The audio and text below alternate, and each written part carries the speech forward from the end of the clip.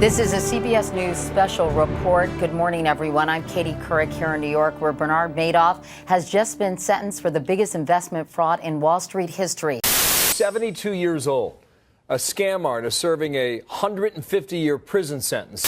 4 people have now committed suicide, including his son, all because they trusted him. Madoff pleaded guilty to 11 felony counts of securities fraud and perjury in a Ponzi scheme. Ponzi scheme. Ponzi scheme. Bernie Madoff's Ponzi scheme. Bernie Madoff was one of the largest Ponzi schemers in the world. Before him was Mark Dreher, who stole $400 million. Before him was the $600 million man, Reed Slatkin, a Scientology. Now, all these guys use basically the same schemes, claim to be doing legitimate things, and we're just robbing people. And then we get to the main man himself, the man whose name the crime carries, Charles Ponzi. Ponzi was an Italian immigrant in the early 1900s, so let's say 1910, 1920s. He had this bright idea, which was initially a very good idea. He realized that the price of meal coupons in the US was, let's say, $5, right? But in war-torn Europe, the economy was in a depression. The same stamp went for, in equivalent of dollars, would go for like $1 or $2. So he realized that if he could get stamps from Europe, bring them here, he could make a healthy profit between the two prices. Almost twice the price of what he would buy it in Europe, right? If he buys it for $1 there, sells it for $5 here, he makes $4 in between. For a while, it was good, except he never really found out how to sell the coupons he was going to buy, and that presented a problem. So here's what he did. He went to the first wave of investors, about 10 people, and told them, look, I have this bright idea, we're going to make more than 100% profit, and all I need for you to do is give me $100 each.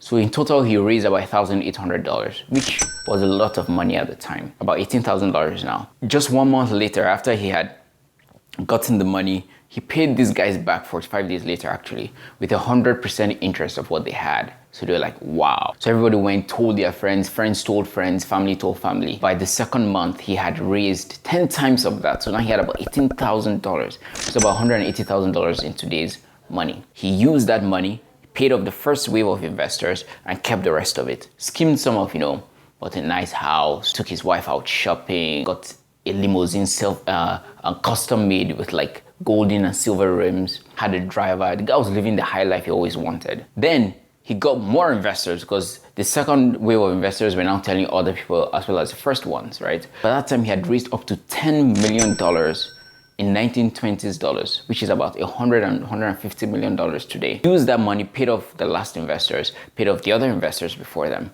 And now everybody was talking about Charles Ponzi. Here is the real problem. He couldn't figure out how to turn the stamps into money because he wasn't buying any stamps. He lied about it, told people he was buying stamps. All he needed was a little time to figure out how he could buy the stamps and turn them into cash. But that time never came. Time went by, and finally the Boston Globe in Boston, where he was doing the Ponzi scheme, decided to investigate about it, and that's how the whole thing went to shambles. Here's what I'm trying to say. Most of these Ponzi schemes, including that of Bernie Madoff, Charles Ponzi maybe 100 million, the other guys I told you 400, 600 billion.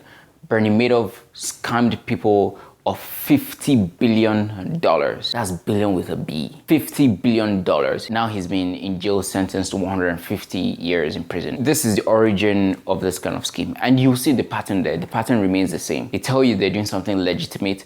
Many times they started out thinking, we're going to figure out how to do this, right? They never do. They tell you 45 days. They give you back, 50 to 100% profit, which is unheard of. No matter what the stock market is doing, no matter what recession it is, they always give you the same rates. And that is the problem. So this is an intro video for a series of videos that we're going to be shooting, or we're going to be releasing within the next week. We're going to show you research that we've done on cash flow on MMM.